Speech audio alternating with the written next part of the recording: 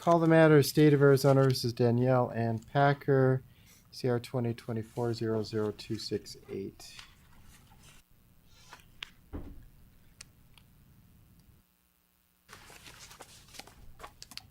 Okay. The record will reflect the presence of the defendant, her attorney, in the state.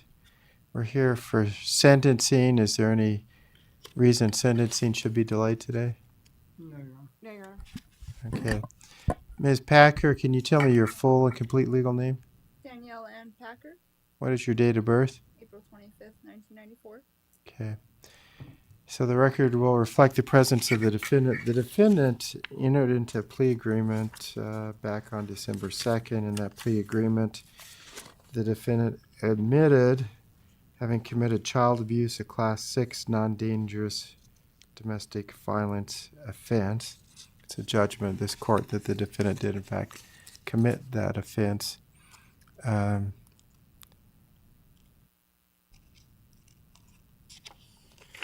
In preparation for today's sentencing, the court has reviewed the pre-sentence report that's prepared by probation. Is there... I want to make sure I didn't miss anything. I don't believe that I saw any sentencing recommendation from the state. Should I have seen one? No, Your Honor. The state agrees with probation's recommendations. Okay. And have all victim rights been complied with? They have, Your Honor. Mr. Geiser, anything? Your Honor. Oh, I'm sorry. I don't think I have restitution in this case. If we could just hold that open for 30 days. Okay. Mr. Geiser? This is a bargaining for agreement for Class 6 undesignated. Yes, we follow the recommendations of probation.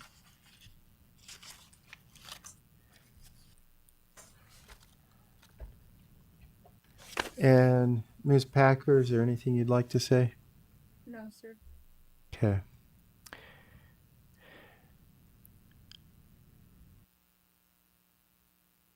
So,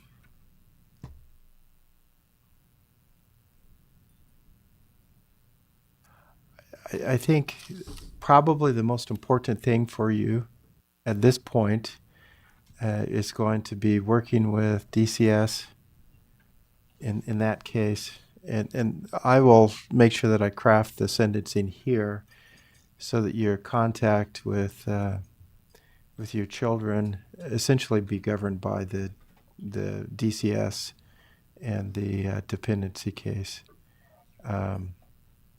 The court in that matter is going to be more aware of the what's going on a day-to-day basis. And so I think that makes some sense. So I'd encourage you to try to do everything you can. Let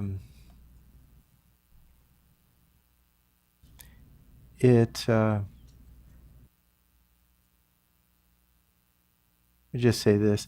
I think for everybody, and you're part of everyone, it's probably tougher to raise children today than it ever has been in the past. And it sounds like, based upon this offense, that perhaps some of the ideas that you had on discipline might be kind of old ideas.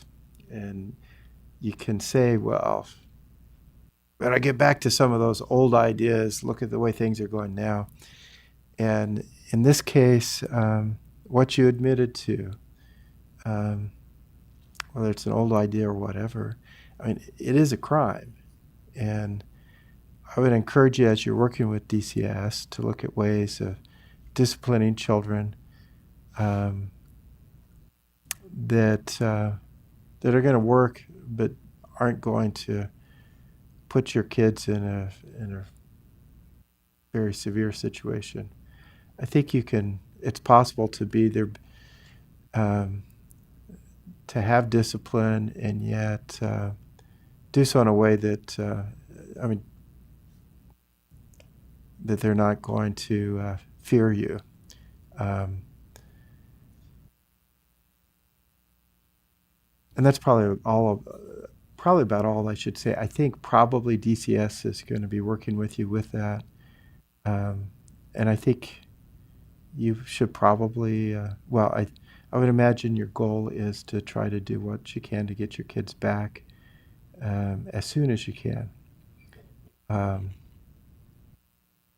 so that's all I'm going to say on that. I wish you the best of luck in that.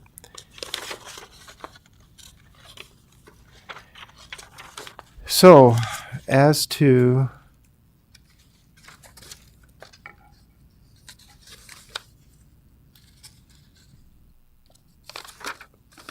count one as amended, child abuse and domestic violence undesignated felony, committed August 3rd, 2023, a Class 6 non-dangerous, non-repetitive, undesignated felony. If I didn't say so already, it's the judgment of this court that you committed that offense. And the court finds that probation is appropriate. The court will place the defendant on probation under the uniform conditions of supervised probation for a period of 36 months.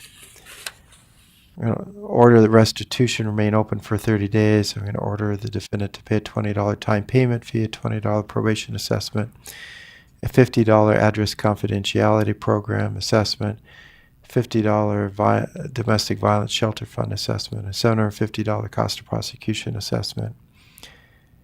I'm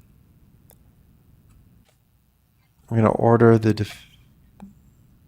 defendant pay monthly payments of at least $25 toward her financial obligations until paid in full.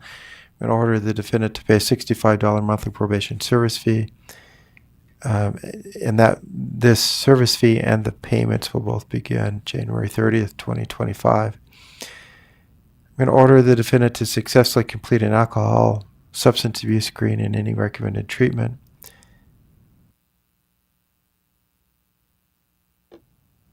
Order the defendant to complete an in-person parenting class as directed by probation.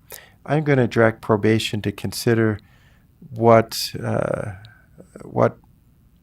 parenting classes she might already be required to participate in through DCS to see whether, because I think it may, what I think we want to make sure that she gets parenting classes, but I don't think it makes sense to double up on parenting classes unless there's some real reason to do that. So if DCS has a parenting class that she's been participating in or that she participates in, I'm going to direct probation to consider whether or not that could also work for probation.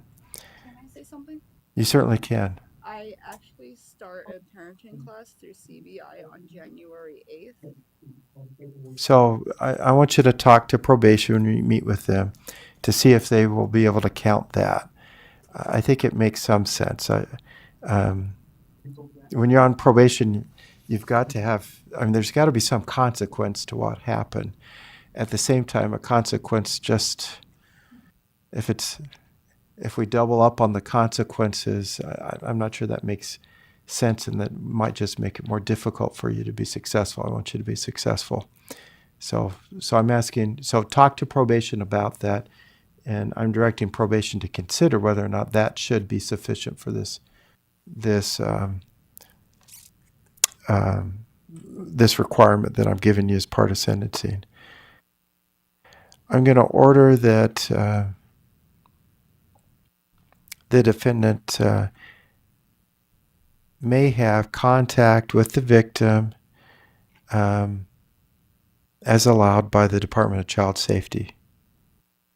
So the recommendation of probation is that you would have supervised contact as allowed by Department of Child Safety. I'm not requiring supervised contact. What I'm requiring is that it be allowed and approved by the Department of Child Safety. So certainly my understanding of what they normally do is certainly they may start out with supervised contact, but if the goal is reunification, their goal is to actually have you be able to have if it's reunification, you can't have supervised reunification. You're either reunified or not. And so at some point, I think they would want to try to transition you into unsupervised contact. And so long as they are monitoring that and they approve of it, I'm not going to oppose that. So your contact with the victim will be as allowed by the Department of Child Safety. I'm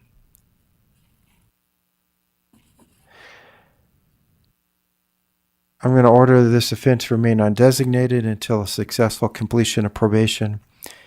If there's no proven violation of probation and probation is successfully completed, the charge may be designated as a Class 1 misdemeanor. So I think I would guess that's probably your secondary goal. Your biggest goal is getting your kids back, but after that, your goal should be having probation ask me to terminate your probation and designate the offense a Class 1 misdemeanor. So I don't see any reason why you can't do that, but you're going to have to comply. I think you can do that.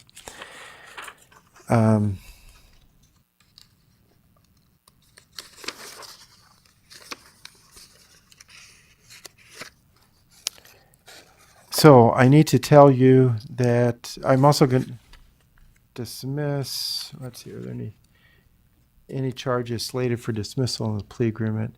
I need to tell you that you cannot appeal this sentence. You can, however, file a petition for post-conviction relief within 90 days of today's date. If you need an attorney to help you do that, one can be provided for you at state expense. You need copies of transcripts or other court records or documents. Those can be provided for you at state expense as well.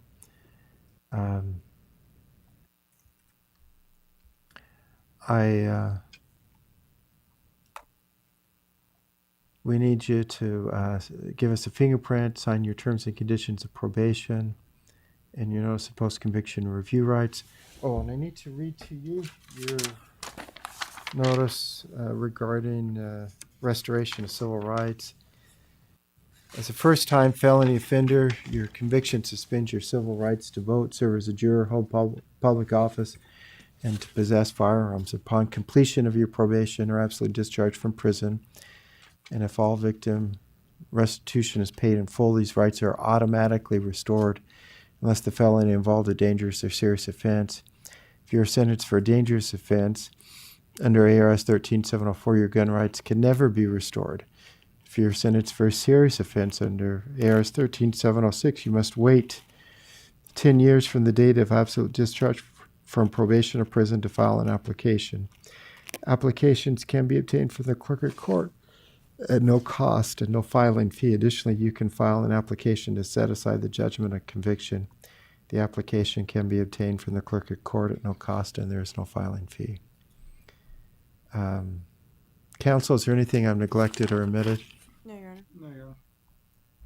So good luck to you. Again, we need your fingerprint. We need those signatures.